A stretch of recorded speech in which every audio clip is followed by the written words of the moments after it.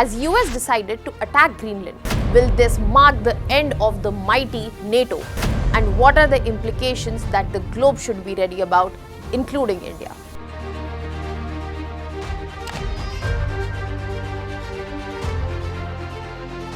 What happens when world's most powerful military alliance faces a threat not from an external source but from within? Hello everyone, welcome to Vajiram and Ravi's Flash News. My name is Shubhangi Singh and today we are going to talk about NATO and the existential crisis that it has been put in as of now. Why this has happened, what makes Greenland and Denmark an important stakeholder in this, and everything around it. So let us start with understanding that why all of a sudden this debate has come into news. So this debate has come into news because US, after trying to restore democracy in Venezuela and acquiring their oil resources, they are on towards Greenland now, where the President Donald Trump is also considering that how acquisition can take place and if there are military options. And in response to this particular action by USA, European leaders have hit back and they have said that this is not an acceptable thing that President of United States of America is considering over takeover designs, especially for Greenland. Another important statement that has come up has been from the Denmark's Prime Minister, where she has gone ahead and clarified that NATO can end if Greenland is taken over. And whole of this situation shows that how fragile is the world's most powerful military alliance looking as of now, where another member is going to probably target the sovereignty of another member, where the Article 5 talks about taking one for another. That means an attack on one is considered an attack on another. So in this context, this is a very fragile situation where NATO is placed, and this will have far-reaching consequences not just for US, Europe, NATO, but also for other global leaders including India. So let us get into these details one by one, starting with understanding what exactly is NATO. So when we are talking about NATO, NATO is a powerful political and military alliance, intergovernmental alliance, which was made in 1949, where we have 39 countries as of now, many from Europe and North America. And the whole idea of this military and political alliance is to stick together. And back in that time, Cold War era, this was one of the reasons that the Warsaw Pact was also made later in 1955. Can you tell me in the comment section which was the leading country of Warsaw Pact and what were the other countries which were part of that? When we are talking about NATO, NATO is North Atlantic Treaty Organization, which was made back in 1949. As of now, it has 32 countries and it is basically a political as well as military intergovernmental organization. The whole idea is to stand by members, where it has this main article, Article 5, which talks about collective defense. That means an attack on one is considered an attack on all. Here we have 32 countries which are majorly from Europe and North America, who sit by this statement and have been long members, which makes it one of the most powerful alliances of the world. So when we are talking about the Article 5 in itself, which talks about collective defense, in this situation, what happens when one member targets the other, which is the situation that we were just discussing. But at the same time, this particular alliance is also known for the political will, consultation, and the consensus-based decision making, and most importantly, the respect for the sovereignty of member states. But in this situation, one of the biggest players, team members of NATO, is the one which is threatening the sovereignty of another member state.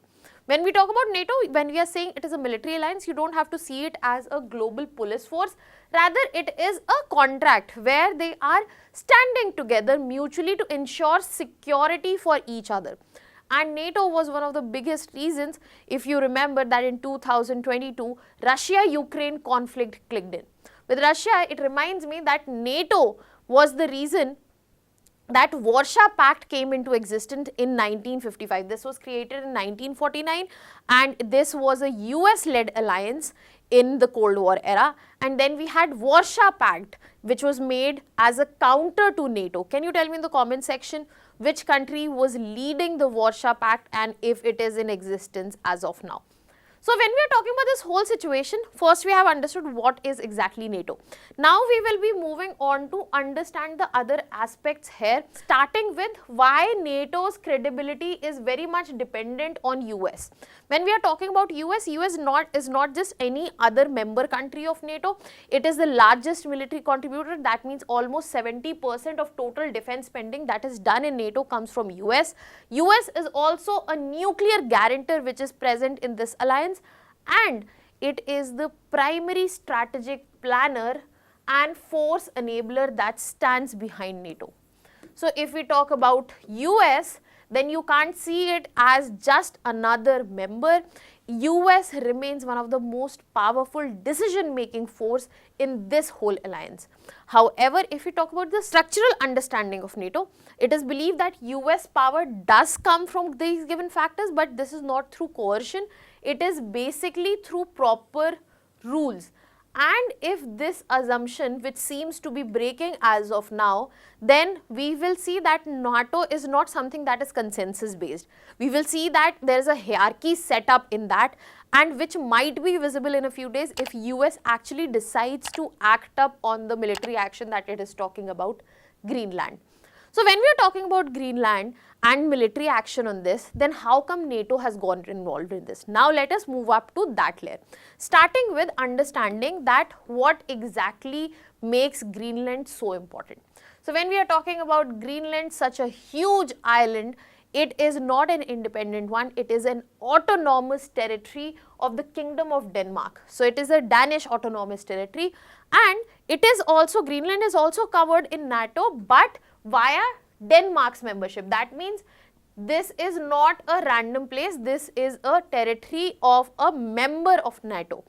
Now, this is not a US territory, it has no US base or any protectorate which is present here. So, if this is a Denmark autonomous territory and Denmark, which is one of the founding members of NATO, that is attacked, that means one member of NATO is attacking the other, and what will happen to the collective defense that we are talking about. So maybe in this context where European leaders were hitting back against this thought, they meant they will be standing strong in this situation.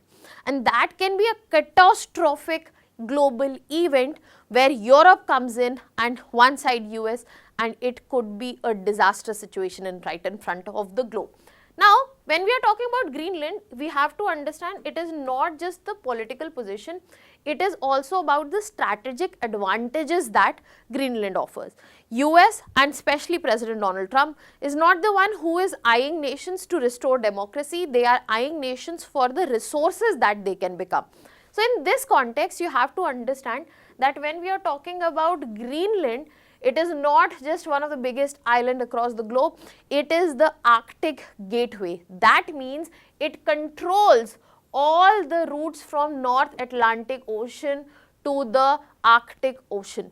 Furthermore, this is the gap where we get to see for the monitoring of all the Russian submarines, Russian movement that takes place towards North Atlantic Ocean. Furthermore, when we look at Greenland, you will see that it sits just astride when we are talking about Greenland, Iceland and UK gap right here. And as I said, it is vital for monitoring Russian movement. Furthermore, any missile early warning that is required. If we talk about US, it already has a military base which is operated through Thule Space Base. Now, when we are talking about Thule Space Base, it gives an early understanding of any missile warning. Furthermore, Greenland known for the deposit of rare earths, uranium and strategic metals. And if the climate change is as real as it gets, we might see opening up of sea lanes furthermore, which will further help in reshaping global trade. So that means any sort of control over Greenland will give US all of this access. Therefore, we get to see that in 21st century great power competition, Greenland is not something that randomly sits on the periphery. It is central to this competition, and now US wants to win this competition. Now the question is, has US been always interested in Greenland? The answer here is yes, because this is not the first time that US is showing such renewed interest in Greenland, because back in 1867 and also 1946, purchase attempts have been done by US. But this renewed interest has come during this presidency of President Donald Trump.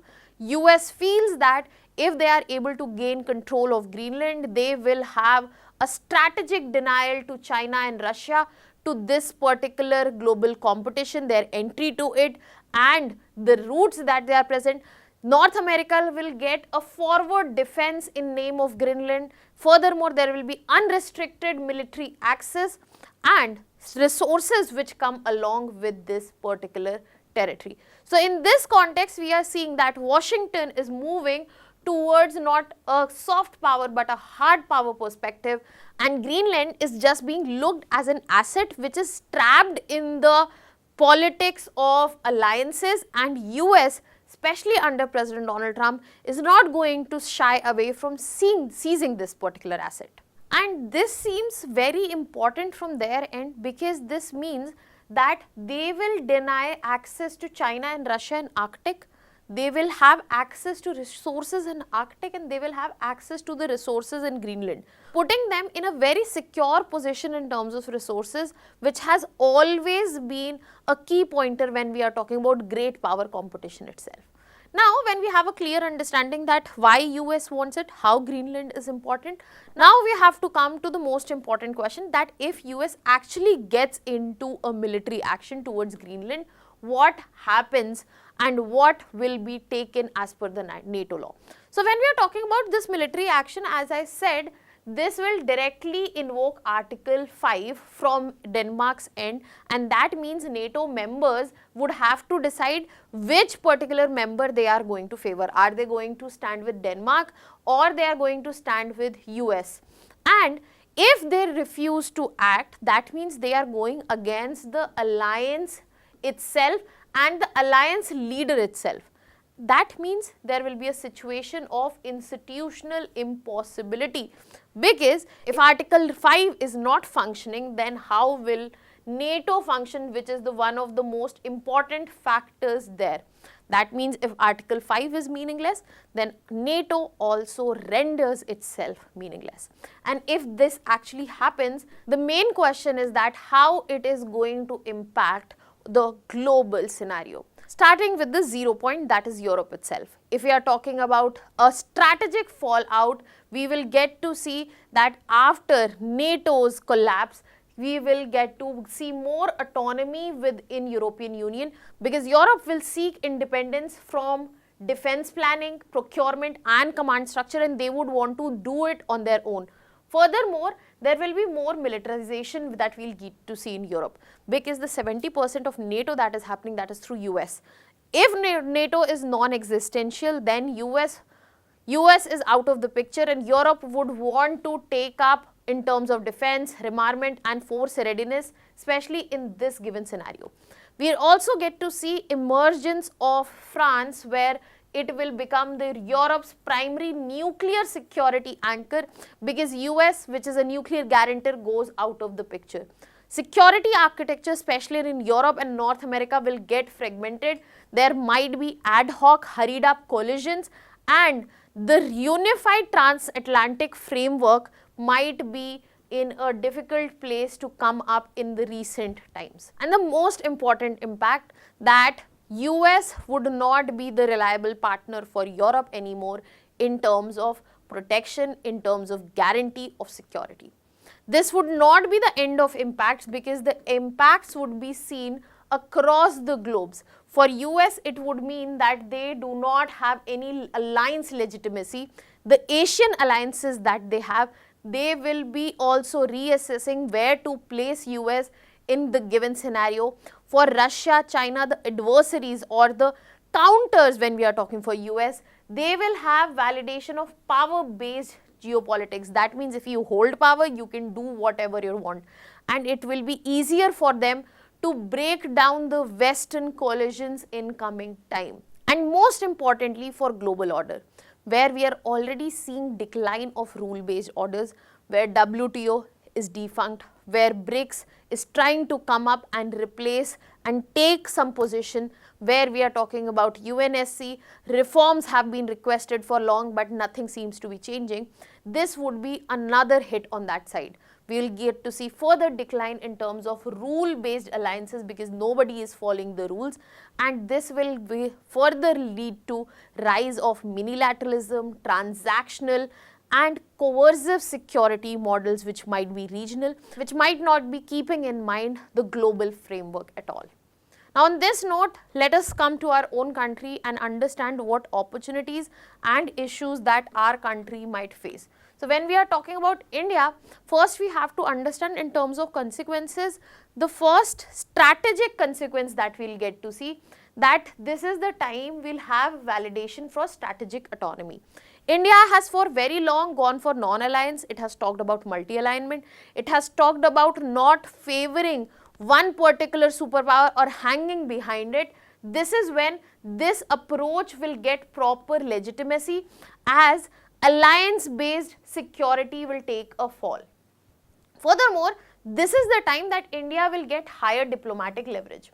When we are talking about fragmented, broken West, India will be the swing power which will be present in between G20, BRICS, all the big negotiations in terms of climate, trade or tech. If we talk about security and defense, there will be consequences on that end also, because US is our strategic partner. If the faith of the globe reduces in US, it is going to require India to also recalibrate that what it can expect from US and the partnerships such as Quad, where US is with India. Furthermore, it is going to also bring a defense indigenization push. Why? When we are talking about NATO fragment, that means there will be disruption for Western defense supplies, and it might need that India indigenizes not just enough but also faster to fulfill their own security as well as need in terms of defense. Other than that, on other ends, if we are talking about, we'll also get to see an impact in terms of global order, especially in the Arctic region. When we are talking about Arctic region, there will be huge militarization that we can expect, because any sort of instability in Greenland, there will be higher competition. It will directly affect especially India's Arctic policy, the goals that were set back in 2022. Russia-centric axis that India has, the Northern Sea route, the Arctic Energy Cooperation, all of this might be altered and affected, and most importantly, it will affect the dynamics in terms of Indo-Pacific and China. If NATO breaks down, it will embolden China, be it their Taiwan endeavor, be it the South China Sea. That means India would need to strengthen autonomous deterrence, especially around LAC, line of actual control, and Indian Ocean region as well. I have discussed the LAC, why it has emerged in today's video only in detail. You can go and watch that. And most importantly, whenever we get to see such a military intervention, it is going to affect the whole global market. There will be volatility, be it in terms of trade, be it in terms of oil and resources as well. Now on this note, I will be concluding today's session saying that this particular scenario might mark end of an alliance, but this will not end the era of conflict that we get to see. So the statement that has been made by Danish PM, she is right there, but she is not emotional. That statement is strategic and it has consequences, not just for US, not just for NATO, but for the global order as well as India. Let me know your thoughts on this. Now on this note, I'll be leaving you with a practice question here. You can put down your answers in the comment section. And the answer for yesterday's question here is A. That was all from my side. Thank you so much.